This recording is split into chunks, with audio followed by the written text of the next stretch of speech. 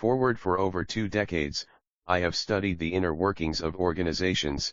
From fledgling startups to global Fortune 500 companies, I've analyzed team dynamics, leadership effectiveness, and the myriad factors that drive success and, conversely, those that precipitate failure. In that time, one truth has emerged with unwavering consistency: the single greatest determinant of an organization's health and performance is not its strategy, its technology, or even its market position. It is the quality of its communication. We often treat communication as a soft skill, a natural byproduct of hiring smart people. We assume that if everyone is competent, they will naturally communicate effectively. This is perhaps the most pervasive and costly myth in the modern workplace. Effective communication is not a passive event, it is a conscious, disciplined, and strategic practice. It is the bedrock upon which trust is built, collaboration is forged, and innovation is unleashed. This book, the Work Cyclopedia, understands this profoundly. It does not offer simplistic platitudes or a one-size-fits-all formula. Instead,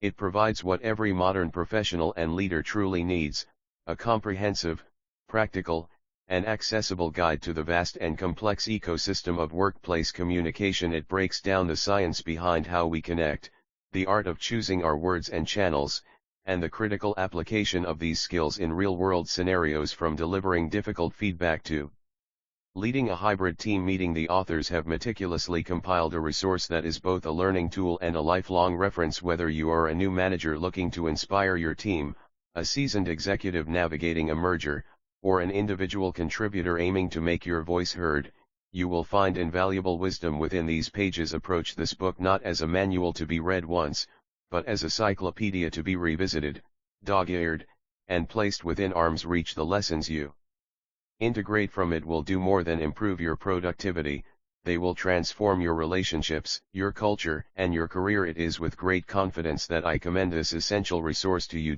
Preface: Why communication is your most valuable skill. Think of the last time you experienced a major problem at work: a missed deadline, a frustrated client, a project that went over budget, a conflict between team members. Now, rewind the tape. If you trace that problem back to its origin, what would you find? In nearly every case, you will discover a root cause of miscommunication, an assumption that was never checked, an email that was misunderstood, a piece of feedback that was delivered poorly, or a question that was never asked. We've all been there. We've spent hours crafting what we thought was a perfect proposal, only to have it met with confusion. We've left a meeting believing everyone was aligned, only to find days later that colleagues were working at cross purposes. These failures are rarely due to a lack of effort or intelligence. They are due to a gap in our most fundamental professional skill, communication. In today's knowledge economy, your value is not solely in what you know, but in your ability to share what you know, to collaborate on ideas, to persuade others, to listen deeply, and to build shared understanding. It is the force multiplier for every other skill you possess. A brilliant idea, poorly communicated, is worthless. A mediocre idea, communicated with stunning clarity and vision, can change the world. This book is built on a simple, powerful premise: effective communication is a manageable discipline, not a mystical art. It can be broken down, understood, practiced, and mastered. The Work Cyclopedia is designed to be your guide on that journey to mastery. It is for anyone who has ever walked away from a conversation thinking, "That did not go how I planned," and for anyone who wants to ensure their next conversation is a resounding success. Our goal is to give you the frameworks, tools, and confidence to navigate every communication challenge your career will throw at you. Introduction: Navigating the modern communication landscape. The workplace of today is unlike any that has come before. We are not just communicating in hallways and conference rooms anymore. Our landscape is a complex, always-on, multi-channel environment. A single day might include a quick video call with a remote team member in another time zone, a tense negotiation over instant message, a formal presentation to senior leadership, a delicate feedback conversation delivered via email, a brainstorming session on a digital whiteboard, a company-wide announcement delivered through an intranet post. This complexity brings incredible opportunity for connection and speed, but also immense potential for confusion, isolation, and burnout. The rules are changing, and the old playbooks are outdated. This book is your new playbook. It is structured as a cyclopedia, a comprehensive Reference: for a reason. We recognize that you don't face every challenge every day. You might need to craft a persuasive email on Tuesday and mediate a team conflict on Wednesday. This book is designed for you to dive into the specific chapter you need, when you need it. We begin by laying the foundational principles that underpin all effective communication. Then, we explore the specific tools of the trade, from writing to presenting to mastering virtual calls. Finally, we put it all together in practical scenarios, showing you how to apply these skills to lead, collaborate, and advance your career. Whether you read this book cover to cover or jump straight to the chapter on handling difficult conversations, our promise is the same: you will finish with practical strategies you can immediately use to communicate with greater clarity, confidence, and impact. How to use the Cyclopedia. This book is designed for both linear reading and non-linear reference. Here's how to get the most out of it. 1. For the systematic learner, start with Part I to build a strong foundation in the core principles. This will give you the lens through which to view all the specific techniques and scenarios in the subsequent parts. Then, progress through each chapter in order. 2. For the problem solver, go directly to the index or the detailed table of contents. Identify your immediate pain point, e.g., I have to deliver a big presentation next week, or my team keeps having the same conflict. Find the corresponding chapter, Chapter 7, the public sphere, or Chapter 9, collaborative communication, and dive in. Use the cross-references to find related topics. 3. For the skill builder, each chapter includes key concepts, bolded terms that are essential to understanding the topic, practical tools, frameworks like the SBI feedback model or the payback method for analyzing audiences, real-world scenarios, examples of both effective and ineffective communication, actionable checklists, quick summaries to use right before a meeting, presentation, or difficult conversation. 4. Make it your own. Don't just read. Engage. Jot notes in the margins, star sections that resonate with you. Use the templates in Appendix A. The goal is not to memorize this book, but to internalize its lessons and make them your own. Welcome to the Work Cyclopedia. Let's begin. Part I, the foundation, principles of workplace communication. Chapter 1, the anatomy of communication. Before we can master communication, we must first understand its fundamental components. Much like a mechanic understands an engine, an effective professional must understand how the process of communication works, where it can break down, and how to keep it running smoothly. This chapter deconstructs communication into its core parts, providing the essential framework for everything that follows. The communication process model: sender, message, channel, receiver, feedback. At its simplest, communication is the process of transferring information and meaning from one person or group to another. We can break this process down into a classic model with 5 key elements.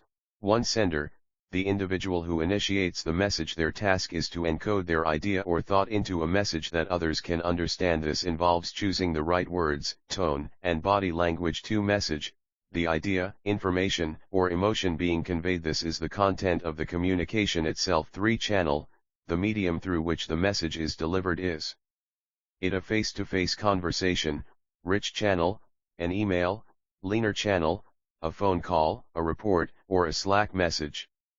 The choice of channel is critical and must be matched to the message's importance and complexity. For receiver, the individual or audience for whom the message is intended. Their task is to decode the message, to interpret the words, tone, and nonverbal cues to understand the sender's meaning. 5. Feedback, the response from the receiver. This completes the loop, allowing the sender to confirm whether their message was understood as intended. Feedback can be verbal, I understand, or nonverbal, a nod, a confused look. The takeaway: effective communication only occurs when the receiver understands the sender's meaning as it was intended. This process is not a straight line but a continuous cycle of sending, receiving, and adjusting based on feedback. Verbal vs nonverbal communication, the 738-55 rule. We often focus exclusively on the words we use, but research consistently shows that our nonverbal cues carry far more weight. Psychologist Albert Mehrabian's seminal research led to the often cited, and often misunderstood, 7 to 3855 rule. 7% of meaning is conveyed through the words themselves. 38% is conveyed through paralinguistics, tone of voice, pitch, pace, and volume. 55% is conveyed through body language, facial expressions, gestures, posture, and eye contact.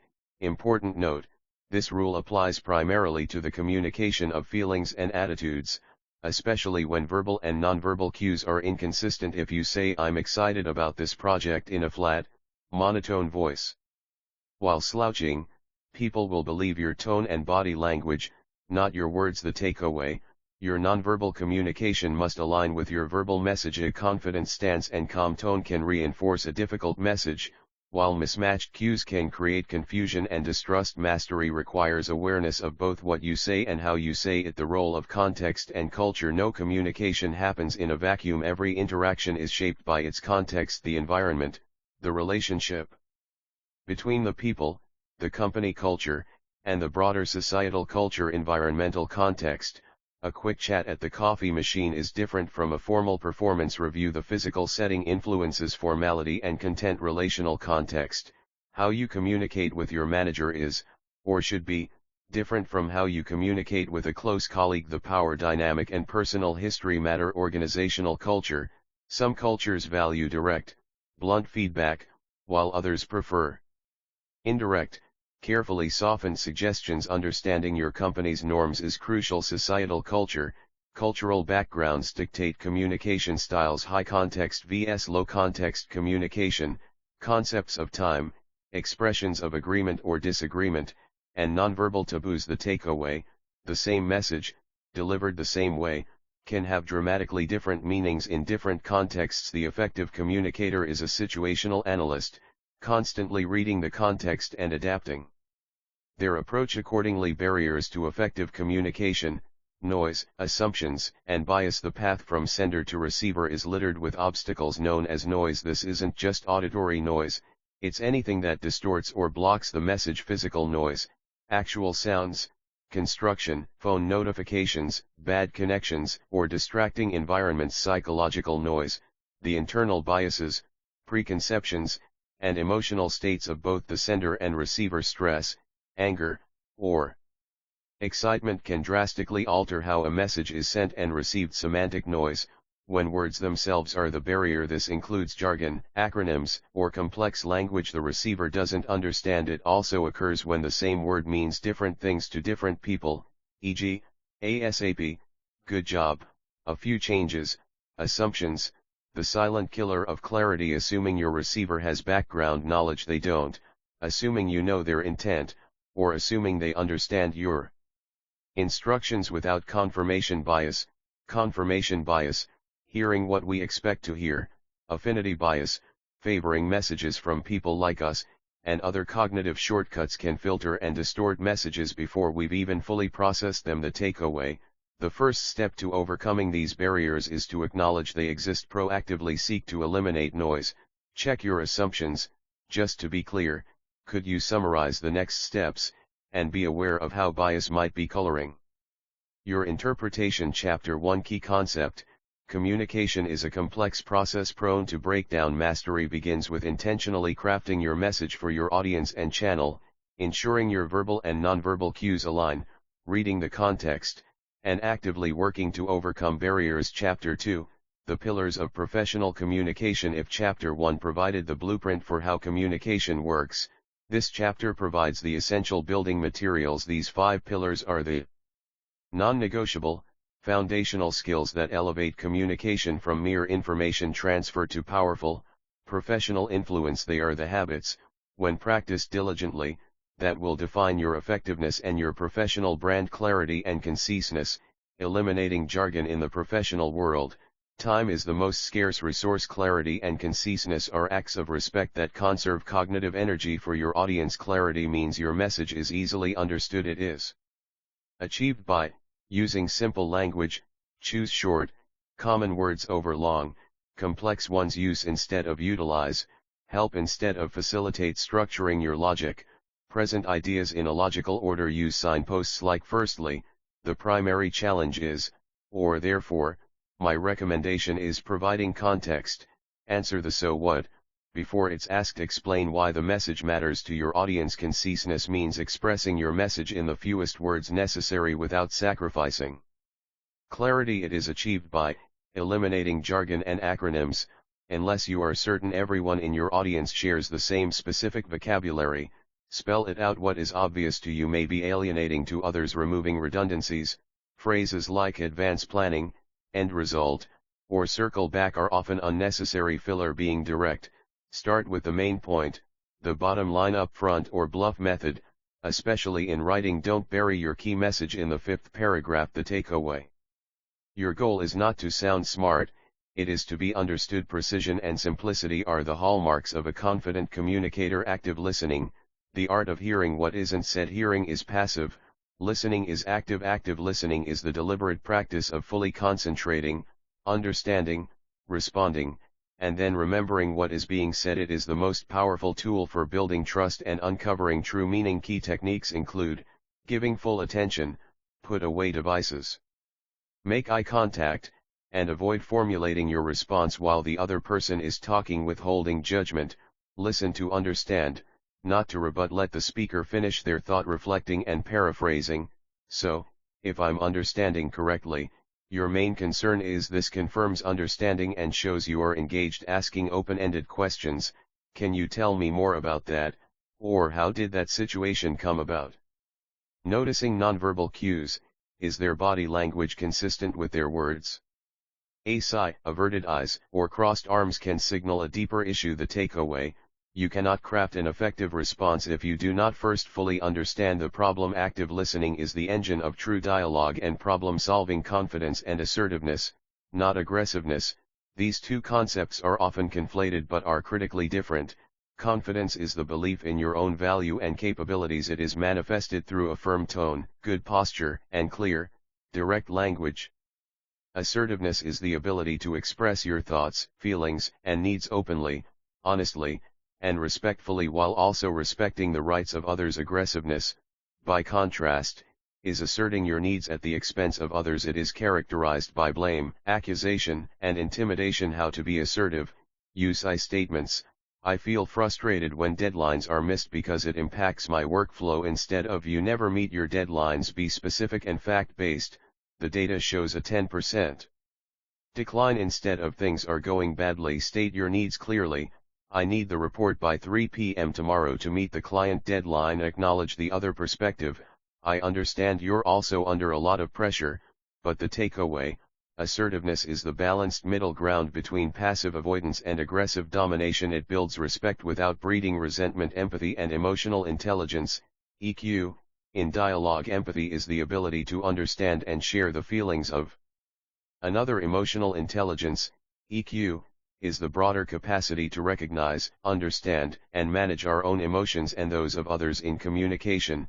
This means recognizing emotional cues, identifying when a colleague is anxious, frustrated, or excited based on their words and behavior. Validating feelings, acknowledging the emotion itself can be more powerful than addressing the content. I can see this is really frustrating for you makes the person feel heard and opens the door to rational problem solving. Adapting your message, an empathetic communicator tailors their delivery based on the other person's emotional state. Delivering harsh criticism to someone who is already feeling vulnerable is ineffective and cruel. Managing your own emotions, before responding in anger or frustration, a professional with high EQ will pause to regulate their emotion and choose a response rather than unleash a reaction. The takeaway, communication is not just an exchange of data, it is an exchange of human experience. Empathy is the lubricant that allows that exchange to happen smoothly. The principle of right time, right place, right medium. The most perfectly crafted message will fail if delivered through the wrong channel,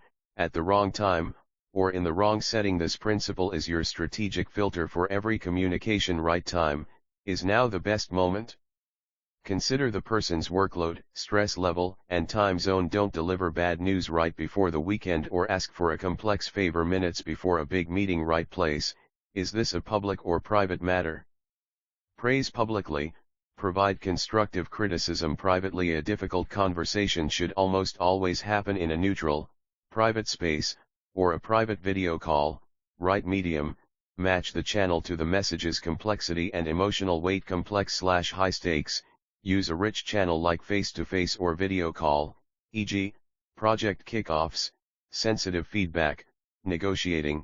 Simple/informational, Use leaner channels like email or IM, e.g., sharing an agenda, asking a simple question, providing a status update. Rule of thumb: if a message could potentially be misunderstood or cause an emotional reaction, never default to email. Upgrade the channel to a conversation. The takeaway: the medium is part of the message. Your choice of how to communicate signals the importance you assign to the content and your respect for the recipient. Chapter 2: Key concept. Professional communication is built on a foundation of deliberate choices, to be clear and concise, to listen actively,